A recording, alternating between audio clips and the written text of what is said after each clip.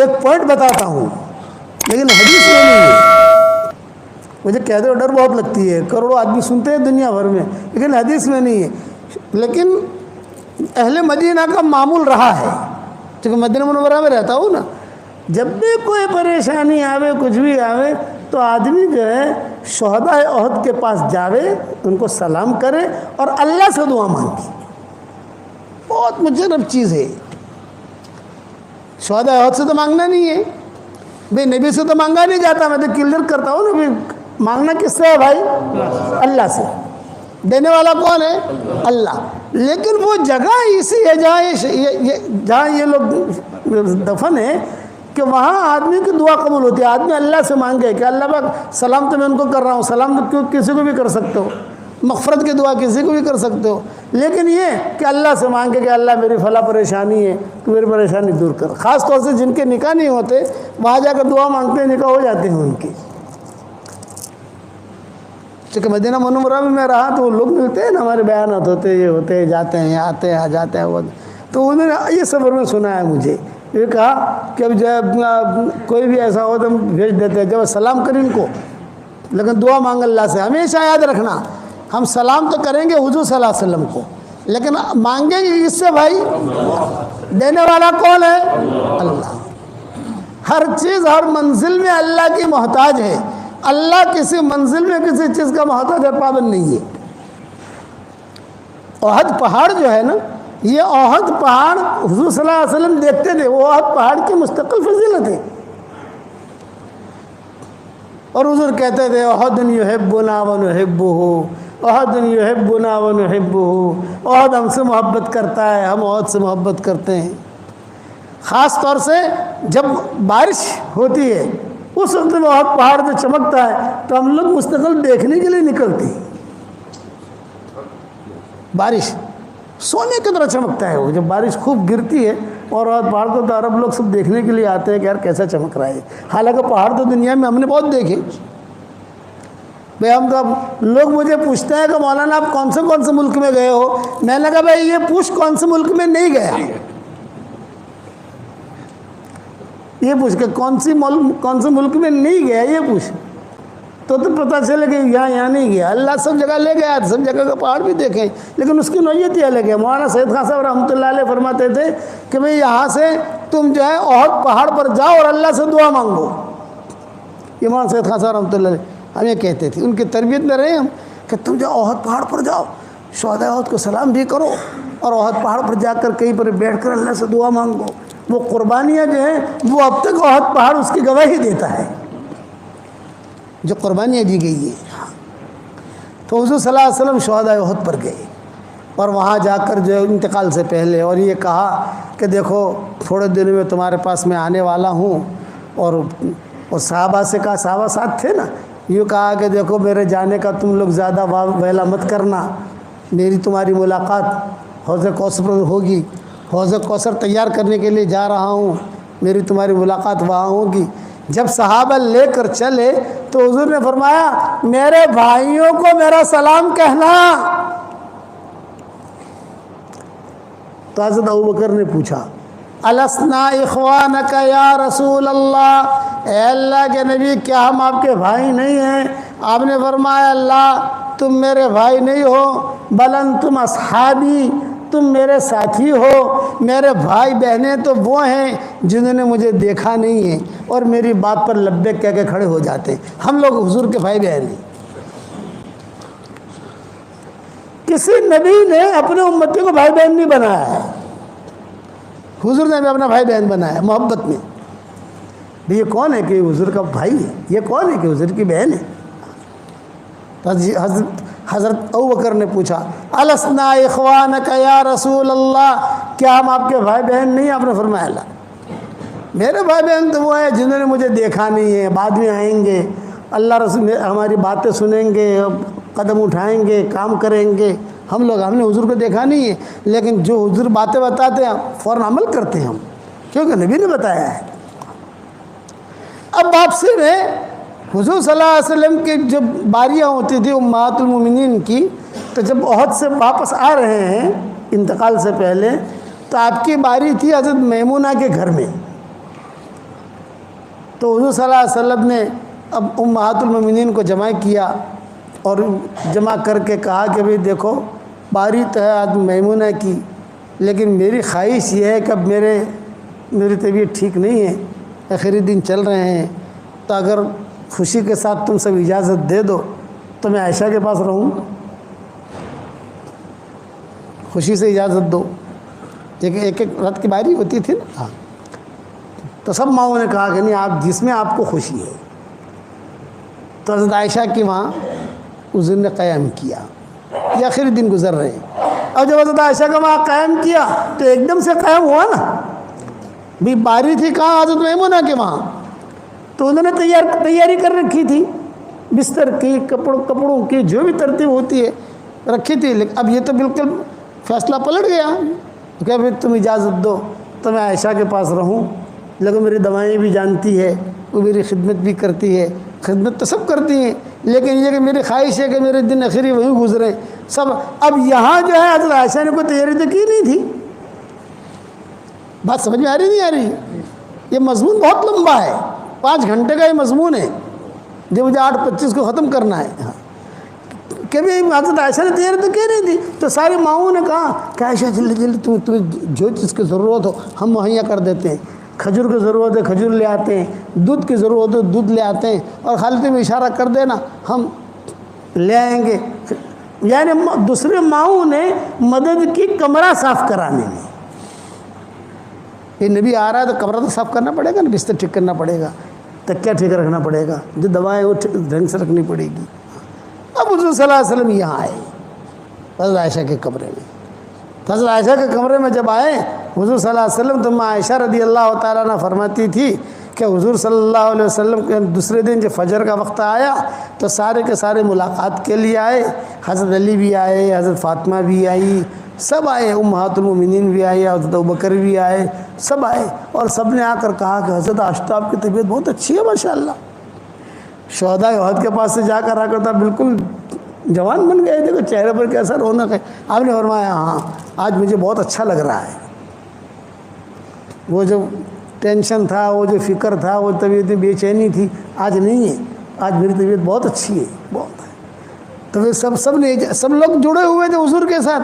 تو اب حضرت فاطمہ نے کہا کہ ابو جی اگر اجازت ہو، میں کئی دنوں سے یہاں پر ہوں، تو میں بھی ذرا علی کے پاس ہوا ہوں، حضرت علی بھی تھے، کہ ہم ذرا گھر چلے جائیں، گھر کو بھی دیکھ لیں ہمارا، کوئی چوٹی وغیرہ ٹھیک کر لیں میں، بال وغیرہ ٹھیک کر لیں میں، گھر کے کچھ کام ہیں دھونے کے کپڑوں کے۔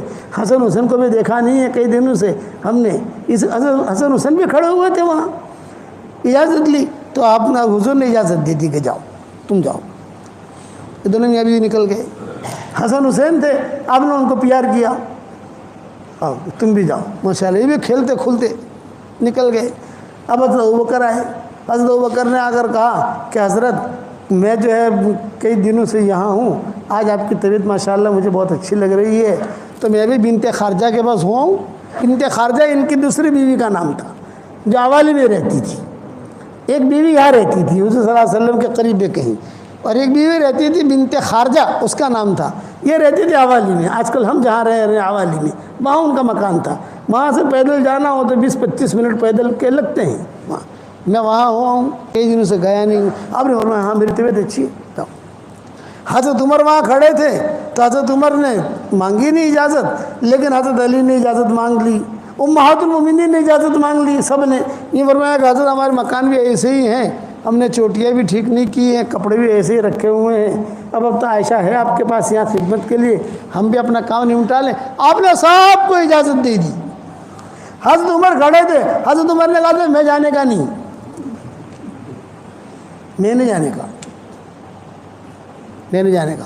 حضرت عائشہ سے کہا میں باہر کھڑا ہوں، کوئی بھی ضرورت میں بیٹھا ہوا ہوں باہر گھر کے، کوئی بھی ضرورت ہو تمہیں یا کوئی حاجت ہو، کوئی بھی چیز لانی ہو تو صرف کھٹ کھٹ کرنا، میں آ جاؤں گا۔ حضرت عمر نہیں گئے، حالانکہ ان کی بھی 1-2 بیویاں تھیں۔ حضرت عمر کہتے تھے مجھے کھٹک تھی، میں نے اجازت مانگی ہی نہیں، حالانکہ حضور نے کہا کہ تم بھی جانا چاہو کسی جگہ، میں باہر ہوں۔ یہ سب چلے گئے۔ اس کے بعد حضرت عائشہ کہتی تھی کہ حضور صلی اللہ علیہ وسلم نے مجھ سے مسواک مانگا، مسواک دو، تو مسواک تھا میرے پاس، اس کو میں نے اپنے دانتوں سے ٹھیک ٹھاک کر کے حضور صلی اللہ علیہ وسلم کو دیا۔ تو حضور نے وہیں لیٹے لیٹے پھر حضور نے کہا کہ عائشہ تھوڑا سا تم میرے پیچھے بیٹھ جاؤ، میرے پیچھے، اور میں تمہارے اس پر ایسا ٹیک لگا کہ تھوڑا سوں، تھوڑا بدن تھوڑا اوپر رہے تو مجھے سانس لینے میں تکلیف نہ ہوگی۔ حضور صلی اللہ علیہ وسلم نے جو ہے مسواک بھی کیا، اور حضرت عائشہ جو ہے وہ ٹیک کہتی تھی، میں دبلی پتلی تھی، میں جو ہے حضور صلی اللہ علیہ وسلم میں پیچھے بیٹھ گئی، حضور صلی اللہ علیہ وسلم نے جو ٹیک لگایا، بس ٹیک لگا کر حضور صلی اللہ علیہ وسلم دیکھنے لگی۔ اب میں گھبرائی، میں اکیلی ہوں، سارے تو چلے گئے، سب حضرت فاطمہ چلی گئی، حضرت علی چلے گئے، ابوبکر چلے گئے، سب بڑے بڑے لوگ جو تھے وہ چلے گئے سے، لیکن اتنا میرے دل میں تھا کہ عمر ہے یہاں باہر بیٹھ، عمر ہیں، اتنا میرے دل میں تھا۔ حضور صلی اللہ علیہ وسلم جو ہے وہ بس صرف دیکھتے رہے، یہاں تک کہ آپ صلی اللہ علیہ وسلم کی گردن جو ہے یوں لڑکی، یہ حضرت عائشہ کی تھی، اور آپ کے منہ مبارک سے لعاب مبارک جو ہے وہ نکلا اور میرے ہنسلے کے گھڑے میں آ کر گرا۔ ہنسلے کا گھڑا تو سمجھتے ہو نا، ہنسلے کے گھڑے میں آ کر گرا، یہ حدیث کے الفاظ کہہ رہا ہوں میں آپ کو۔ اب میں گھبرائی، مجھے ٹھنڈک بھی لگی، کمرے میں خوشبو بھی آئی، خوشبو بھی دیکھی سونگھی۔ اب میں گھبرائی، میں نے کہا یہ کیا ہوا اچانک، سب تو چلے گئے۔ تو میں آہستہ آہستہ آہستہ پیچھے ہٹی، پیچھے ہٹی اور حضور صلی اللہ علیہ وسلم کو کہتی رہی یا رسول اللہ، یا رسول اللہ، یا رسول اللہ، یوں تھوڑا ہاتھ پھیرا، تھوڑا انگلیاں دبائیں، شاید کچھ بات کریں حضور صلی اللہ علیہ وسلم کچھ، لیکن حضور صلی اللہ علیہ وسلم خاموش۔ اب میں نے کبھی کسی کو مرتے دیکھا نہیں تھا، میں ایک تو کسی کو مرتے دیکھو تو ہمارے خاندان، ہمارے یعنی امہات المومنین میں سب سے زیادہ معمر عورت تھی ام سلمہ۔ یاد رکھنا امہات المومنین کی جو ٹولیاں تھیں، ٹولی تھی نا پوری، تو اس کے دو ذمہ دار تھے، آدھی ٹولی کی ذمہ دار حضرت عائشہ ہوتی تھی اور آدھی ٹولی کی ذمہ دار حضرت ام سلمہ ہوتی تھی۔ کسی مسئلے میں حضرت عائشہ اور ام سلمہ متفق ہو گئی تو حضور کہتے تھے کوئی ٹینشن نہیں، دونوں متفق ہو گئی، اور اگر ایک نے بھی مخالفت کر دی تو ٹینشن شروع۔ تو یہ ام سلمہ معمر تھی، ابو سلمہ کو مرتے ہوئے دیکھا تھا انہوں نے، یہ آئی حضرت عائشہ کے پاس، اور عائشہ کے پاس کہا عائشہ کیا ہوا، کیا ہوا، یہ بولے بھائی ایسا ایسا ہوا، میں تو اکیلی تھی، اور یہ دیکھو یہ حضور کا تھوک مبارک بھی دیکھو ہنسلے کے گھڑے کے اندر۔ ہنسلے تو سمجھتے ہو نا بھائی، بعض لوگوں کا جو گھڑا ہوتا ہے، تو عائشہ کہتی تھی وہ سب تو میرا گھڑا تھا، اس وقت میں بدن موٹا نہیں ہوا تھا تو گھڑا تھا، تو اس ہنسلے کے گھڑے میں جو ہے حضور صلی اللہ علیہ وسلم کا لعاب مبارک گرا۔ تو حضرت ام سلمہ نے کہا عائشہ کوئی ہے نہیں یہاں، مرد گنے حضرت عمر ہیں، حضرت عمر مجھے کہہ گئے ہیں، باہر کھڑے ہیں وہ حضرت عمر، تو حضور کا تو انتقال ہو گیا ہے۔ یہ ام سلمہ نے کہا کہ موت ایسی ہی آتی ہے، دیکھیے پسینہ بھی ہے، دیکھیے کسی کا انتقال ہو جائے اور پیشانے پر پسینہ آئے، یہ اس کی مغفرت کی علامت ہے۔ اس لیے میں کہتا ہوں کہ آدمی زیادہ سے زیادہ کلمہ پڑھتا رہے، لا الہ الا اللہ محمد رسول اللہ، زیادہ سے زیادہ کلمہ پڑھتا رہے۔ موت کے وقت میں زبان جو ہے اتنی بھاری ہو جاتی ہے کہ کوئی چیز زبان سے نکلتی نہیں ہے، کہ کلمہ بار بار پڑھتا رہے گا کلمہ نکلے گا۔ جب حضرت ام سلمہ نے کہا کہ بھئی یہ تو حضرت عائشہ کہتی ہے کہ مجھے تو پتہ ہے حضرت عمر وہاں ہے، تو فوراً جائے دستک دی، فوراً کھٹ کیا۔ تو حضرت عمر نے کہا کچھ کہنا چاہتی ہو عائشہ؟ یہ فرمایا گیا تمہارے نبی کو دیکھو کیا ہو رہا ہے، صحابہ اور بھی تھے۔ تو حضرت عمر کہتے ہیں کہ میں نے کہا کہ تم بقیع کی طرف منہ کر کے کھڑی ہو جاؤ، بقیع جو ہے مشرق کی طرف ہے، تو بقیع کی طرف منہ کر کے کھڑی ہو جاؤ پردے کے ساتھ، میں آتا ہوں اندر۔ حضرت عمر آئے، حضرت عمر کے ساتھ مغیرہ ابن شعبہ بھی آئے، یہ دو آئے. اور انہوں نے جو آ کر دیکھا حضرت عمر نے اور کہا، اور جو حضور صلی اللہ علیہ وسلم کے پیشانی پر ہاتھ بھی رکھا، ہاتھ بھی دبایا، پاؤں بھی دبایا حضرت عمر نے، کہ حضور خاموش. اور مغیرہ بن شعبہ بھی خاموش. حضرت عمر نے کہا عائشہ گھبرانے کی بات نہیں ہے، غنود کی تاریخ ہوئی ہے اور بہت سخت غنودگی ہے، تھوڑی دیر میں انشاءاللہ غنودگی ختم ہو جائے گی، ٹینشن مت لو، حضور کا انتقال نہیں ہوا ہے. یہ حضرت عمر نے کہا کہ حضور کا انتقال نہیں ہوا ہے، غنودگی ہے، گہری نیند میں ہے حضور، اور تھوڑی دیر میں غنودگی ٹھیک ہو جائے گی. وَأَمَّا سُكُوتُ مُغِیرَةَ يُحَيِّرُنِی، حضرت عمر کہہ رہے ہیں کہ انتقال نہیں ہوا اور مغیرہ بن شعبہ خاموش ہیں، تو ان کی خاموشی مجھے ٹینشن میں پیدا کر رہی تھی. ایک بول رہا ہے دوسرا کیوں نہیں بول رہا؟ بھئی بولے تو دونوں بولے نا. بھئی مغیرہ بن شعبہ خاموش کیوں؟ یہ بڑے آدمی ہیں. وَأَمَّا سُكُوتُ مُغِیرَةَ يُحَيِّرُنِی، مغیرہ کی خاموشی یہ مجھے ٹینشن میں ڈال رہی تھی. یہ کہہ کر حضرت عمر تو چلے گئے، مغیرہ بن شعبہ بھی چلے گئے. اب گھر میں اکیلی مائیں آئیں تو سب نے کہا نہیں حضور کا تو انتقال ہو چکا ہے. اب ہم شش و پنج میں باہر گئے تو باہر صحابہ تھے، تو باہر صحابہ نے حضرت عمر سے پوچھا کیا حال ہے حضور کا، کیسے طبیعت ہے؟ یہ فرمایا کہ بہت سخت گہری نیند میں ہے حضور صلی اللہ علیہ وسلم، انتقال نہیں ہوا ہے. تو ایک صحابی نے حضرت مغیرہ بن شعبہ سے پوچھ لیا، ارے بھی تم بھی تو گئے تھے اندر، کیا ہوا؟ تو اب مغیرہ بن شعبہ نے کہا عمر جو سمجھے ہیں غلط سمجھے ہیں، میں جو سمجھاؤں صحیح سمجھاؤں. پھر آپ کیا سمجھے ہو کہ حضور کا یہ وصال ہو گیا ہے؟ یہ حضرت مغیرہ بن شعبہ نے کہا. یہ کہا صحابہ میں سب سے پہلے حضور کے انتقال کی خبر دینے والے مغیرہ بن شعبہ ہیں. ماں ایسا کہتی تھی کہ ہم تو شش و پنج میں تھے، انتقال ہوا ہے کہ نہیں ہوا؟ اور عمر نے منع کر دیا تو ظاہری بات ہے حضرت عمر کی بات کا اعتبار ہے. تو جب یہ دونوں باہر گئے تو ہم بھی دروازے پر کھڑے ہو گئے، کیا باتیں کرتے ہیں دروازے پر، اور وہاں صاحب آپس سے بات کر رہے تھے. کوئی کہہ رہا تھا انتقال ہوا.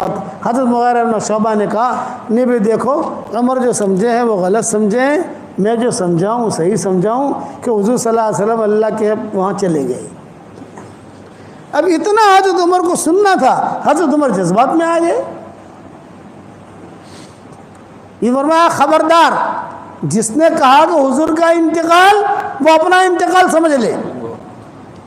تلوار نکال لی، حضور کا انتقال ہونا ہی نہیں ہے. ابھی تو کتنے کام باقی ہیں یہودیوں کے، بے ایمانوں کے سارے دنیا میں دین پھیلنا ہے، یہ باقی ہے، یہ باقی ہے، یہ باقی ہے، یہ باقی ہونا ہی نہیں ہے. ابھی وقت مرے جائیں گے دنیا سے، لیکن ابھی نہیں، ابھی حضور کا انتقال نہیں ہوا ہے. اب مغیرہ بن شعبہ جو ہے سہم گئے، ڈر گئے، گھبرا گئے، بڑے آدمی ہیں. بس یہ مضمون یہاں پر ختم کرتا ہوں بھائی. کتنے بجے؟ 8:30 بجنے آئے. یہ مضمون انشاءاللہ بعد میں پتہ نہیں کیسے شروع ہوا ہے مضمون، بعد میں سنائیں گے. ہمیں ہمارا 2 گھنٹے کا سفر بھی ہے بھائی. اب آپ لوگ اب جب بھی اللہ مجھے دوسری مرتبہ لائے تو خالی یہاں تک کہنا، یہاں تک کہا تھا تم نے، تو بعد میں آگے بیان کریں گے انشاءاللہ. یہ لمبا مضمون ہے، پھر کیسے حضور کا انتقال ہوا، پھر کیسے جو ہے جنازے کی نماز پڑھی گئی، سب کیا. میں تو آپ حضرات سے ایک درخواست کرتا ہوں، میں آپ سے کچھ ہدیہ لینے آیا ہوں، مجھے ہدیہ دو گے بھائی؟ دیکھو آواز ڈھیلی پڑ گئی. ارے ہدیہ دو گے کہ نہیں دو گے؟ دیکھو ہم چندہ نہیں مانگتے، میرا کوئی مدرسہ نہیں ہے، کوئی چندہ نہیں مانگتا، لیکن ہدیہ ضرور مانگتا ہوں. دو گے بھائی؟ بتاؤ.